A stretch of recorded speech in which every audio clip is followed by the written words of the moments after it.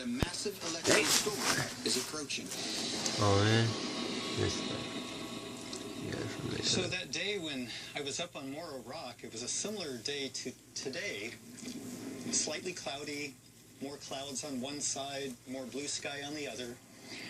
When we got up there, we realized that everybody's hair was sticking straight up into the air. So we're thinking, let's grab the cameras, let's start taking some photos.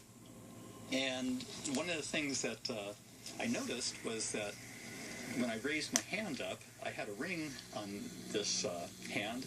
It was buzzing. And then the sky just seemed to get darker and darker. The temperature just dropped, at least by 10 or 20 degrees. Hail started coming down that was about the size of marbles. And all of a sudden, there was this deafening explosion, and I realized that I was completely surrounded by the brightest, whitest light that I've ever seen before. And I moved my head to the right and to the left, trying to see, like, what's going on. This is very strange. And realizing that my feet weren't touching the ground. Then, all of a sudden, I was slammed to the ground, and look and see that Mary had been knocked down behind me. My brother Sean was in front of me on all fours.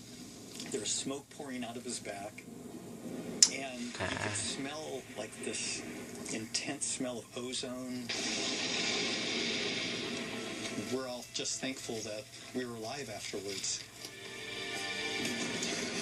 After a massive bolt of lightning, it's a miracle they all live to tell the tale. Their hair standing on end, the warning sign that static electricity is building up. What happens when positive and negative charges are out of balance? And it's time to head indoors. Good to know. Joe Dwyer from the Florida Institute of Technology uses a Van de Graaff generator to create static electricity in his lab.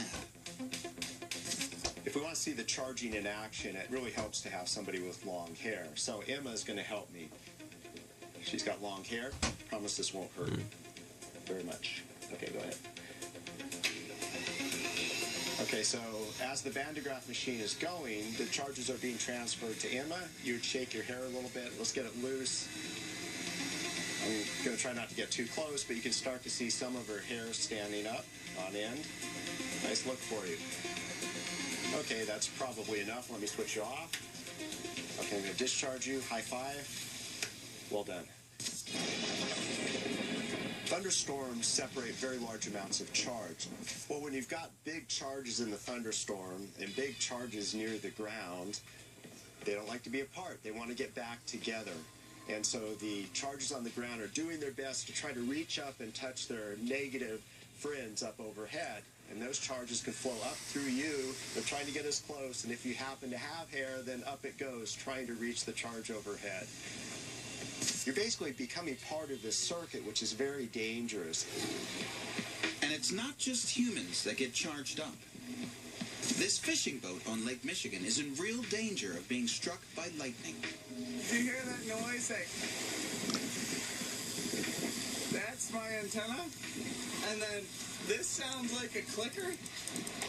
But it's not really a clicker. It's my rod electrocuting itself. And if you touch it, let's see. you get shocked. Storm clouds are gathering overhead, and a positive charge is trying to reach up to the negative charge in the sky.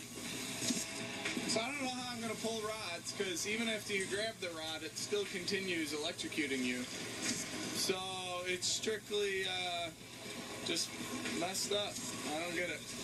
Crazy, crazy stuff. Electrical storms have fascinated scientists for years. And Michael's photos have become world famous. But for him, their fame really isn't important.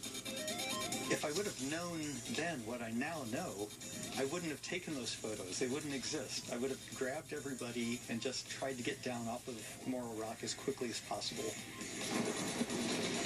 Michael and his family were lucky to survive. But remember, When thunder roars,